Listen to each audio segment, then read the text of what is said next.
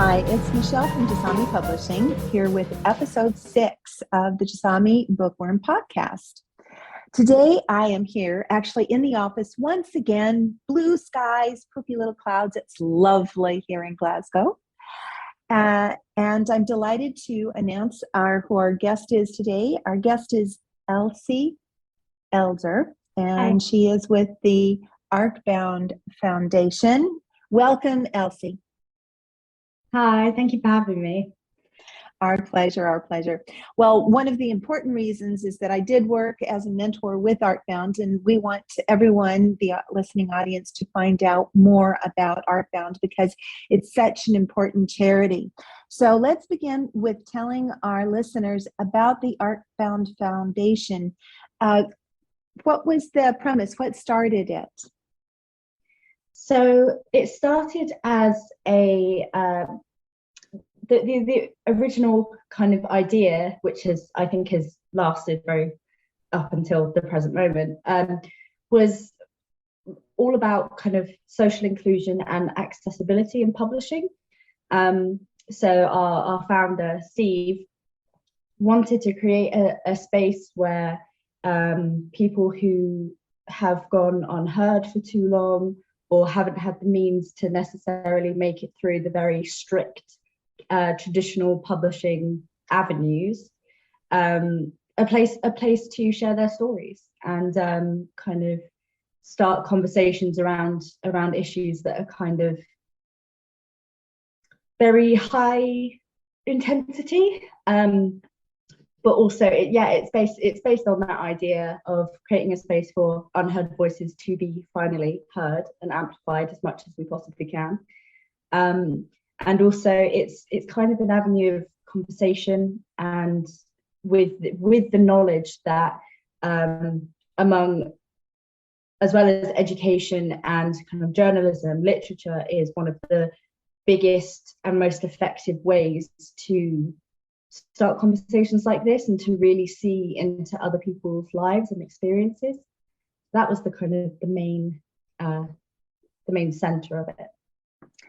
It's a wonderful, not just an idea, but it's a wonderful ethos to live by. I know in working with the mentorship program, they have that. Could you tell us a little bit more in detail about the mentorship program? Yeah, sure.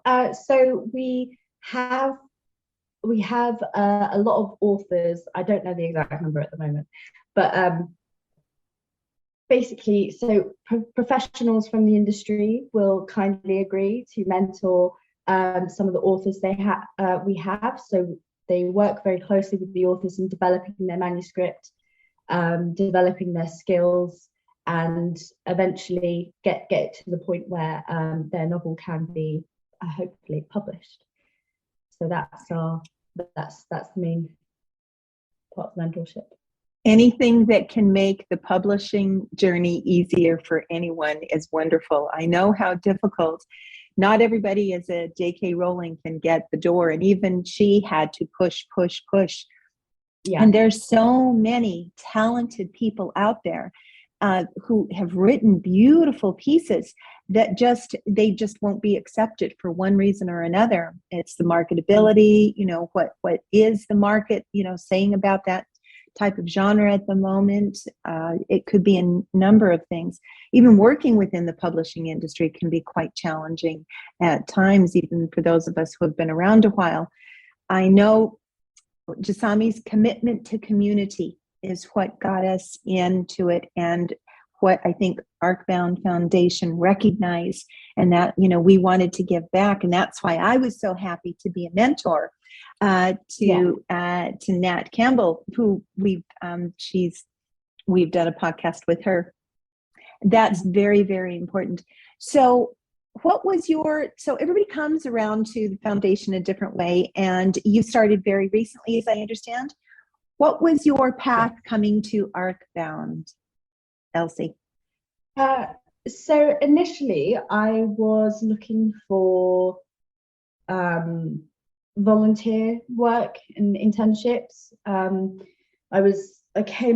was last August that I was looking into it, because I'd been I'd been ill for quite an extended period of time, so I was kind of looking to kind of get back into the swing of things. And I've always wanted to work in publishing. I've always wanted to be an editor, so it seemed like a natural fit. And I did some research and stumbled upon Arkbound, and I thought, you know, there's no, I couldn't have imagined a company that aligns more with my personal beliefs and ethos around social inclusion and the power of literature. It was, yeah. So my entire academic career was based around that idea as well. So it just seemed like a perfect fit. So I emailed in and I asked if there was any volunteer work that I could do. And then eventually I got to review the book proposals, and I offered to help in any way I could. And then that built up and built up and built up until I was offered an internship. And then from there, I kind of worked my way up fairly quickly, from intern to editorial assistant to then editor most recently. Excellent. Congratulations. Thank you. And the funny thing is, one of our books that's coming out in August, Invisible Schemes, that was the first book proposal that I ever read and reviewed, which is really nice. It was the first one that I reviewed, and to know that it's being published next month is quite something. Oh, that's wonderful. So I know it's not one of Jasami's books, but that's not necessarily one of our things. Tell us a little bit about that book and what about it clicked with you. So a bit about the book. It really brings Glaswegian housing schemes to the forefront, kind of brings them out of obscurity in a way, and shines a light on a place that is usually unseen or, I suppose, invisible. But it's a satire as well, and it has kind of urban fantasy elements. So it's kind of just on the verge between realism and fantasy. It's very strange. It's very interesting. It's very kind of satirical, I suppose, because it's a satire. It really does a wonderful job of translating the ideas of schemes being hidden away and the ways in which the community combats that and finds ways to come together in very, very interesting circumstances. So it's very good. I mean, obviously I'm going to say that, but yes. And the thing that really cinched it for me was two things really. It was the writing. The quality of the writing was just incredible stuff. I remember reading it and I was just sat there and I was like, how is this not already published? This is beautifully written, like exquisite, really, really beautiful. So that really hooks me in. And also I'm a massive fan of it's rather experimental in a way, in that it plays with reality, it blurs it slightly, and I'm a really big fan of that, where it's so grounded in reality that the fantastical elements feel real too, and I really like that particularly when I'm reading. So those are the two main things. A book, when you sit down and a book captivates you and you don't want to get up and do anything else, you just want to read it till the end, is something that it's unique, and that comes from the creativity of the author, which I think is a great way to bring about two questions that I have. You're not in Glasgow, but that's probably going to release in Glasgow. I know you've got two offices. One's in Glasgow, and where are you, Elsie? I am in Bristol at the moment. Yeah. So we also have an office in Bristol, as well as Glasgow. But the author that we're talking about, John McGlade, he's in Glasgow. So the launch event will be in Glasgow, and all of that will be in Glasgow. So yeah. Excellent. Well, is John's book, is that the type of book, the type of genre that you really enjoy, or do you enjoy multiple genres, or do you kind of go through ebbs and flows? I like a lot of I like a lot of genres. It's more about the character. Like character for me is a really big character and setting as well. Is really big for me. But the my main my main kind of niche, I suppose, is adolescent fiction, mostly contemporary adolescent fiction that focuses on girls, and my master's dissertation that was about contemporary trauma fiction, contemporary adolescent fiction that focused on trauma within girls and young women. So that's kind of a reflection of that's my main interest, because I think it's open to millions and millions of possibilities, all of which have great potential. So I never really get bored. So those are my favorite.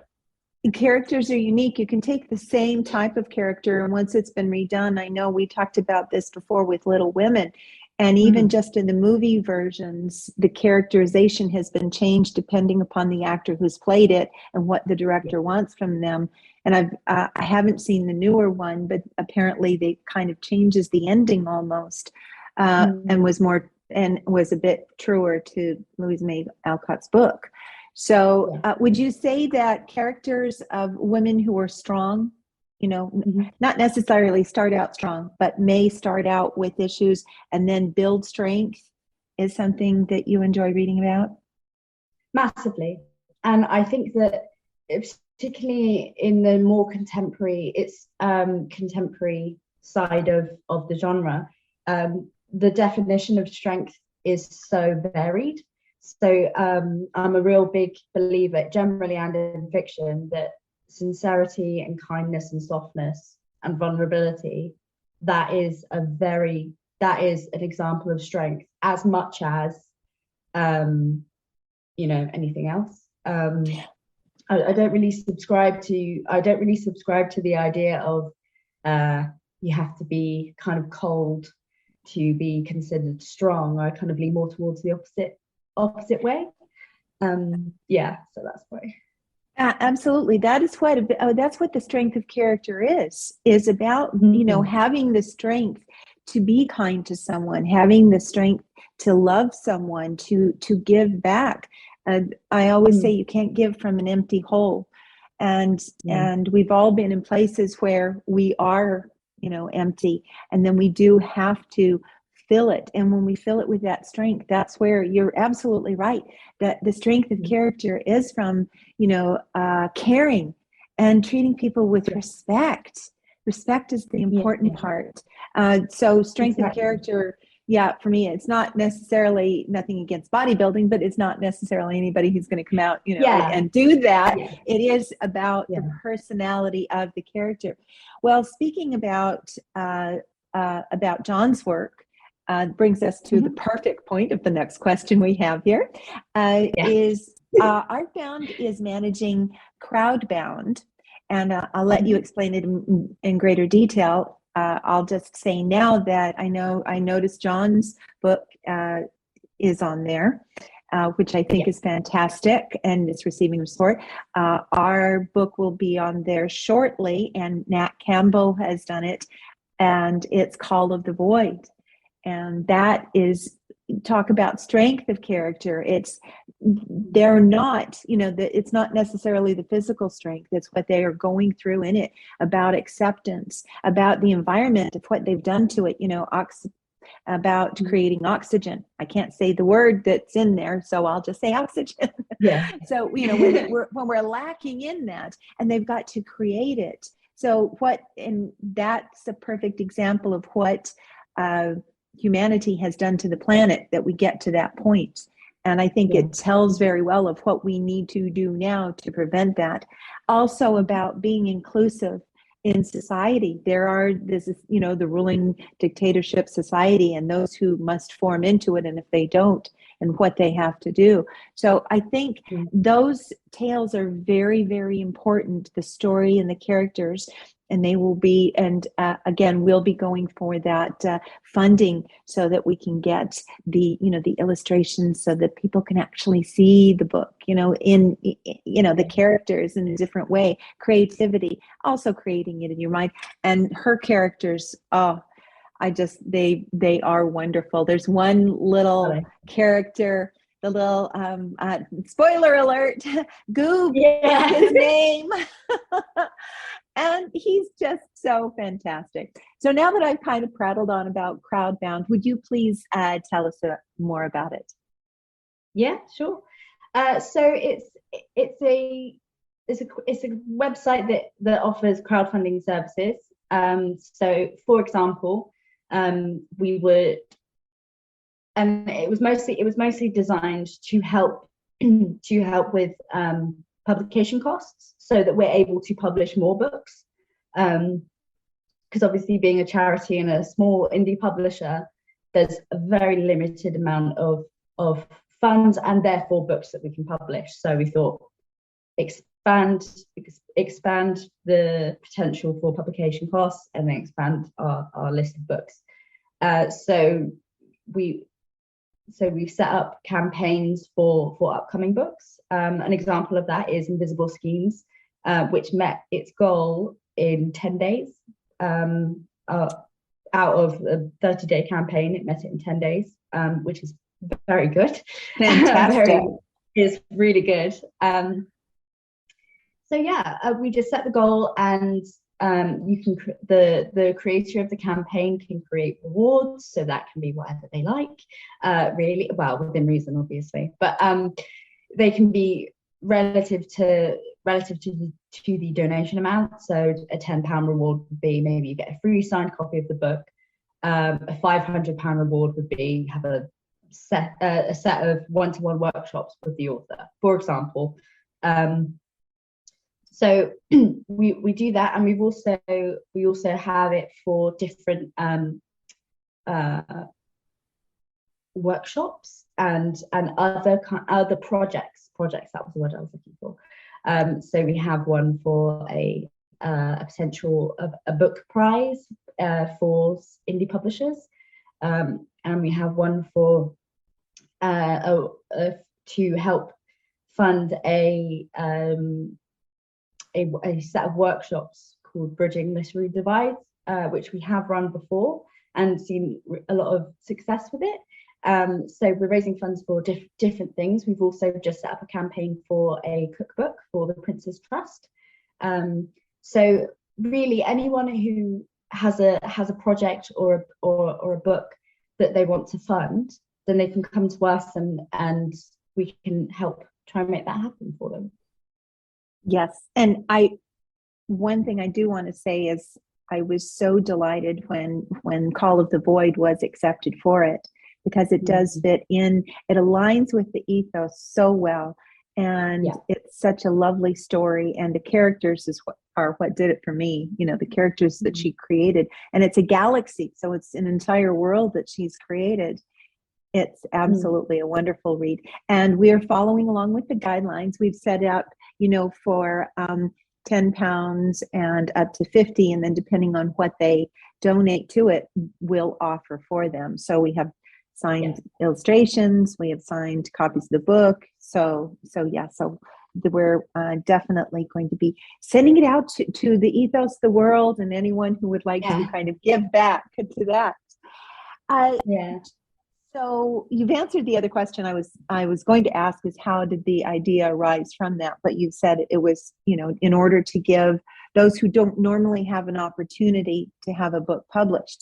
I can empathize, as an indie publisher, there are a certain number of books that we can publish. And past that, once we've met that goal, we can't publish them. We need to do that. So this is we're able to get that book out in a way we wouldn't before. So that's absolutely fantastic.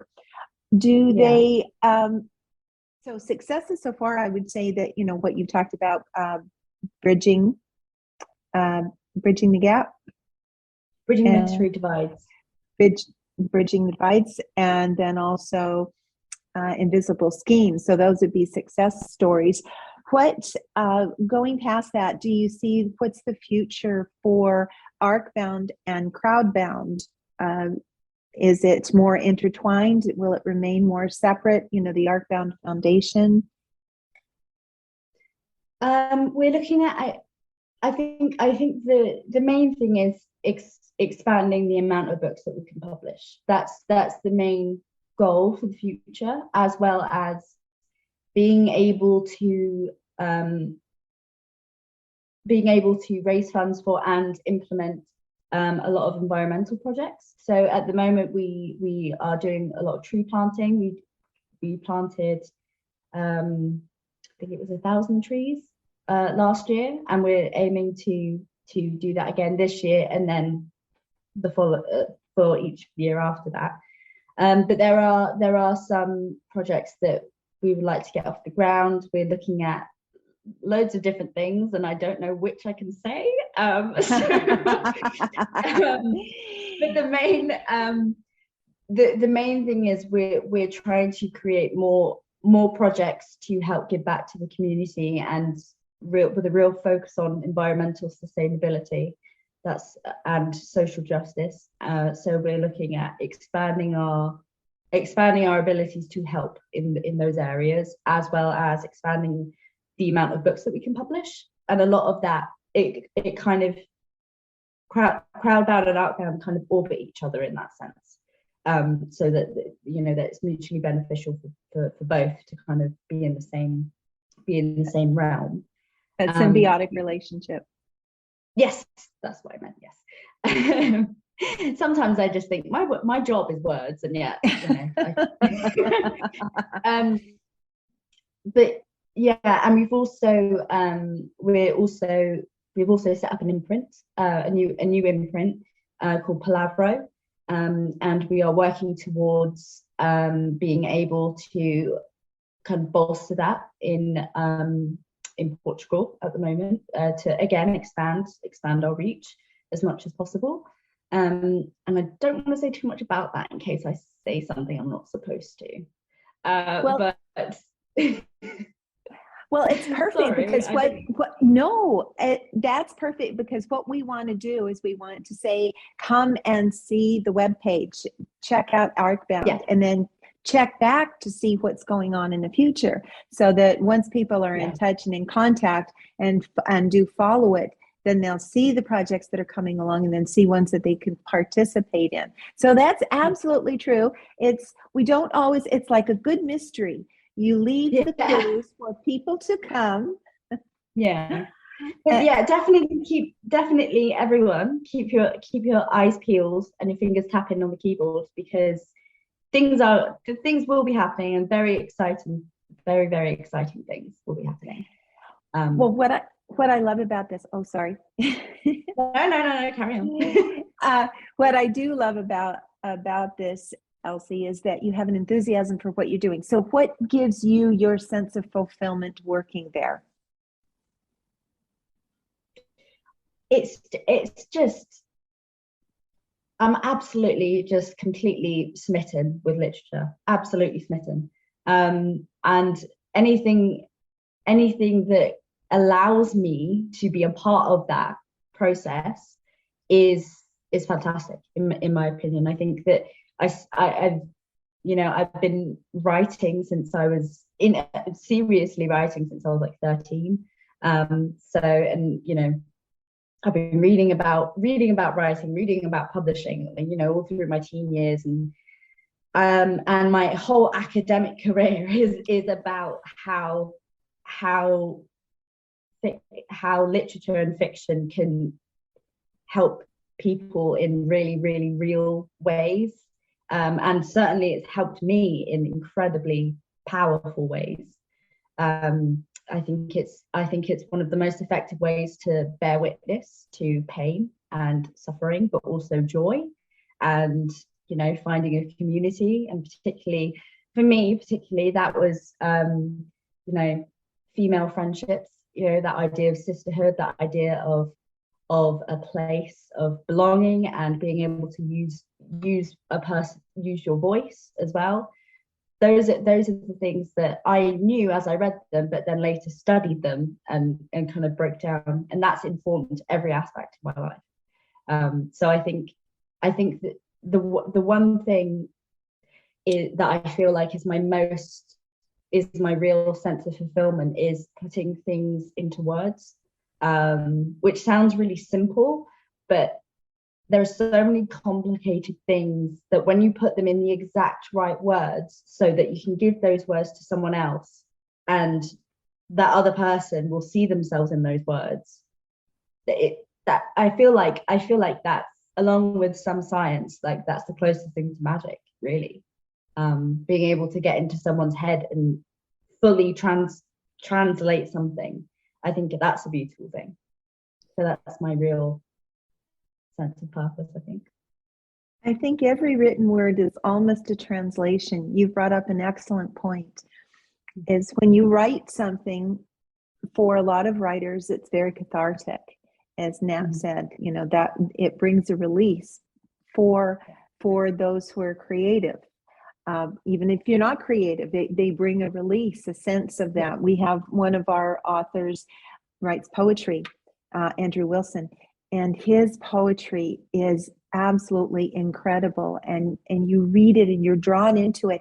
And they're not all easy reads. They make you think. They're quite, they reach into the depth of your soul. And that was what he was doing, was using his writing the poetry in order to be able to do that. And then he's written some horror stories, which is just released, and which is actually the 13th Parable and Other Stories, which is going to be at the Edinburgh Book Festival, I'm delighted to say, as well as 9 of our other books. Yes, we're excited. That's amazing. We're very excited, very excited. So I'm hoping for Call of the Void to go honestly, next year. Amazing. Thank you. Well done. Thank you. But his work is so wonderful, and the way he reaches in. We've recently begun a translation program of some of our books are being translated into different languages, French, Portuguese, we've done Greek and Norwegian, and we've started with our children's books. And the most important thing, and this is exactly what you said, the most important thing I said to them, we had native speakers, because it's not only it's their culture, but they will understand the context of the story. Because you can have the same word have several different meanings, but if you don't relay the context of the story, then that story's lost its meaning. Bringing it back to what you said, Elsie, about when you write something and it's the translation of it and how it brings a context to someone else's life and how it impacts them. Off the top of your head, has there been an author that has impacted you that way that you feel strongly about? Absolutely. Kathleen Glasgow. Her debut novel, Girl in Pieces. I get quite emotional when I think about it, really. But her debut novel, Girl in Pieces, was so visceral for me. Reading it was almost scary reading it, because I was so overwhelmed. Like, I got it. I was in from the very first page. I was in. So it's just beautiful. Like, she has such an interesting and innovative use of syntax, even how the words are viewed on the page, and how that informs the tiny details of the character, the perspective, the setting, the sense of place. And it's a book that I reread often. And I used to have a joke that there was one page that I just couldn't read because it was too close to home, and it was just one bit of dialogue, just one tiny bit of dialogue, but I just couldn't. I almost couldn't bear it. But I think that's kind of literature I like.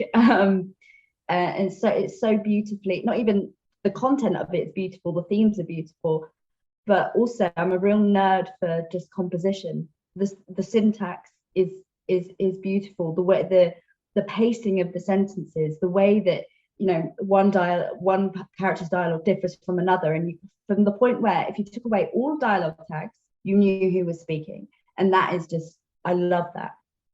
That's the thing that really kind of pushes books over the edge of my kind of top books. And that is the talent of the writer themselves, which we all have an ability to write. We're all on varying levels of it, but there's an inherent talent that certain writers have. And I think when they impact you that way, that's so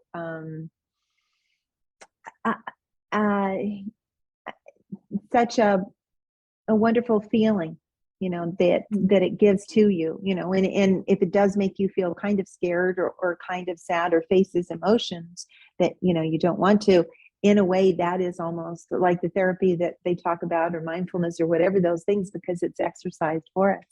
So excellent. Wow. That was a very beautiful explanation of fulfillment for me, you know. Seriously. Thanks. Well, you should definitely read it. I'm very much almost evangelical when it comes to my favorite books. I'm very read them. I'm going to go back and listen to the title again, and I will order it. So I do want to do that. Absolutely. So we've come around to the point of, what advice would you give to those who are out there who are facing challenges, difficulties, and are in need of assistance? What advice would you give to them about reaching out for help in general, and then also to Arkbound? But in general, what would you say? And then I think in general, reach out in any way you can. There are places where sometimes you can't bring yourself to speak physically, so write something down, type something, text something, and make sure that gets somewhere. Send it to someone, speak to anyone that you trust, anyone at all. That's my main general advice, but particularly for reaching out to Arkbound, drop an email. just drop an email to us. We're a small team, but we all are incredibly, rabidly enthusiastic about our work. So if you have any questions, if you need any help, then we will find a way to help. So yeah, you can email us at. It'll be in the description. Okay, cool. But yeah, but we also have, in terms of if you have any questions, we have a contact form on the website. That's we also have a submissions form on the website. So if you've got, for example, if you've got a manuscript, you're not sure what to do with it, jot it down in the submissions form, and me or a colleague of mine will do our best to help and give advice as we can. Yes, and set them on a path, whatever it might be, for assistance. That's wonderful. So, Elsie, I'd like to thank you for joining us today and educating us about Arkbound as well as Crowdbound. Both the Arkbound Foundation and Crowdbound are so elemental to helping, reaching out and giving back to the community, and meeting with our commitment to the community. So for our final bit, shout out, please. Who would you like to give a shout out to? I am going to shout out my grandparents. I have two sets of grandparents. So my grandparents, Anne and Ian in Glasgow, and Sue and Stephen in Nottingham. My granddad Stephen unfortunately passed away last year, but when I think about my love of books and where that started, the furthest back that I can think is is my grandparents. They really fostered that love of literature in me. So they get my shout out. Excellent. Well, my shout out this week is a little bit more general, but very close to my heart. Is I'm going to do a shout out to all of the authors at Jasami Publishing who have brought so much pleasure to me for their writing style and their commitment to what they do, their creativity, and especially to Nat Campbell, who has brought Arkbound, brought Nat into my life and has made it so much better. So I'd like to thank you for joining us. Our next episode will be episode number 7, and I will love to tell you, but I'd have to kill you, so you'll just have to listen to the next one to find out exactly what it's going to be out. And so to everyone out there, we'd like to say cheerio. Cheerio. I did it. And we wish you a sunny week. Thanks so much. It's Michèle at Jasami Bookworm Podcast.